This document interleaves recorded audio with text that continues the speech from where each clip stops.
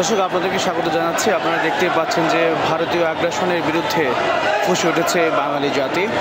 বাংলাদেশের অসংখ্য মানুষ আজকে ভারতীয় দূতাবাস ঘেরাও করার জন্যে তারা নয়াপল্টন থেকে মিছিল নিয়ে যাচ্ছে ভারতীয় দূতাবাসের দিকে। এখানে আপনারা দেখতেই পাচ্ছেন যে অসংখ্য মানুষ। আমরা যদি আপনাদেরকে দেখানোর চেষ্টা করছি, সবার হাতে জাতীয় পতাকা, তারপরে বিভিন্ন প্লে কার্ড যেখানে লেখা রয়েছে বিদেশে আমাদের বন্ধু আছে, প্রভু নেই। তারপরে লেখা রয়েছে ভারতীয় আধিপত্যবাদ নিপাত যাক, নিপাত যাক। বিভিন্ন ধরনের স্লোগান নিয়ে তারা মিছিল নিয়ে যাচ্ছে রাজধানীর নয়াপল্টন থেকে ভারতীয় দূতাবাস অভিমুখে। যে ভারতীয় দূতাবাসটি রয়েছে গুলশান 2 নম্বরে নতুন বাজার, রাজধানীর নতুন বাজার এলাকার দিকে তারা যাচ্ছে। এবং এই মিছিলের নেতৃত্বে রয়েছেন বাংলাদেশ জাতীয়তাবাদী দল বিএনপি।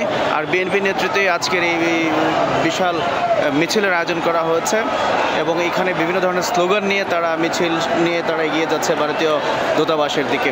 তো আমরা আপনাদেরকে দেখানোর চেষ্টা করছি। আপনারা দেখতেই পাচ্ছেন যে সকাল 11টার পর এই মিছিল শুরু হয়েছে। এখন এটি হচ্ছে রাজধানীর মৌচাক, আর মৌচাক থেকে আপনাদেরকে আমরা দেখানোর চেষ্টা করছি।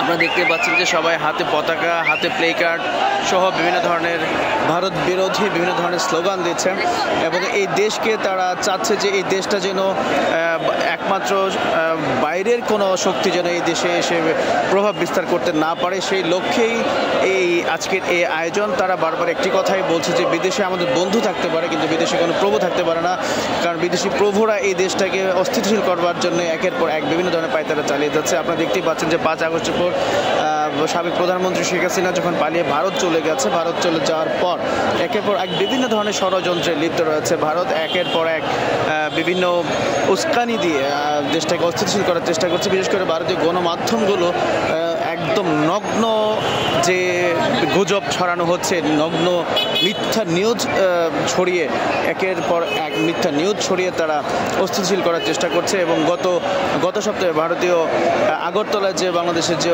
হাই কমিশন অফিস রয়েছে, সেই উপ হাই কমিশনার কার্যালয়ে ভারতীয়রা হামলা চালিয়েছে। আমাদের জাতীয় পতাকাকে, লাল সবুজের যে জাতীয় পতাকা, সেই পতাকাকে তারা প্রজ্বলিত করেছে, পতাকার অবমাননা করেছে। এর প্রেক্ষিতে কিন্তু আসলে ফুঁসে উঠেছে এই বাঙালি জনতা। আজকে তারা মিছিল নিয়ে ভারতীয় দূতাবাস ঘেরাওর উদ্দেশ্যে যাচ্ছে এবং রাস্তার দুই পাশে আইনশৃঙ্খলা বাহিনী মোতায়েন রয়েছে যেন শান্তিতে এই মিছিলটি এগোতে পারে। আজকের এই মিছিল আশা করছি যে ভারতীয় দালাল যারা রয়েছে, অর্থাৎ ভারতের পক্ষের শক্তি যারা রয়েছে, তাদের অবশ্যই একটি আতঙ্কের কারণ হয়ে দাঁড়াবে আজকের এই মিছিল। আমরা আপনাদেরকে সেটি দেখানোর চেষ্টা করছি। একের পর এক ভারত আমাদের দেশকে নিয়ে যে ধরনের ষড়যন্ত্রে মেতে উঠেছে, অর্থাৎ আপনারা দেখেছেন যে গত কয়েকদিন আগেও তারা প্রচার চালিয়েছে যে হিন্দুদের উপর হামলা চালানো হয়েছে, কিন্তু ওরা অন্য জায়গায় মাজারে যে হামলা হয়েছে, মাজারে সে হামলাটিকে তারা তাদের হিন্দুদের উপর হামলা চালানো হয়েছে বলে উল্লেখ করে তারা প্রচার চালিয়েছে, যা রীতিমতো একটা হাস্যকর বিষয়। এবং তাদের এই ভুলটি, তাদের ভুল না, তাদের যে স্বেচ্ছাচারিতা, তাদের যে গুজব, সেই গুজবটি অবশ্য ধরা পড়েছে ফ্যাক্ট চেকের মাধ্যমে, রেমার স্ক্যানারের মাধ্যমে।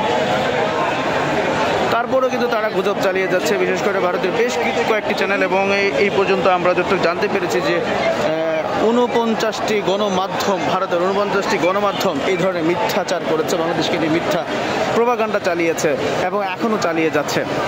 আপনারা দেখেছেন যে ভারতের একটি চ্যানেল, যে উপস্থাপক যাকে মলম খ্যাত হিসেবে বলা হয় থাকে, ময়ূক, সে ময়ূক জানে কালকেও সে পোস্ট করেছে যে বাংলাদেশ আর থাকবে না। আপনারা একটু বোঝার চেষ্টা করুন যে সে কত বড় কথা বলার চেষ্টা করছে, তার মানে কি বোঝাচ্ছে। আমরা এতদিন বুঝেছিলাম যে ভারত আসলে বাংলাদেশের বন্ধু, কিন্তু তাদের আচরণে মনে হচ্ছে তারা আমাদের কতটা বন্ধু। হ্যাঁ, মনে হচ্ছে তারা বাংলাদেশের বন্ধু না, তারা অ্যাকচুয়ালি মানে একটা পক্ষের, অর্থাৎ একটা রাজনৈতিক দলের তারা বন্ধু ছিল।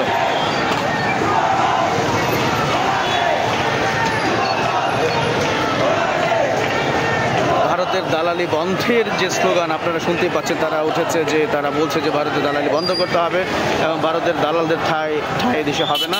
এটা হচ্ছে ডিসেম্বর মাস, বিজয়ের মাস। এই বিজয়ের মাসে তারা বলছে যে আরও একটি বিজয় আমাদের অর্জন করতে হবে।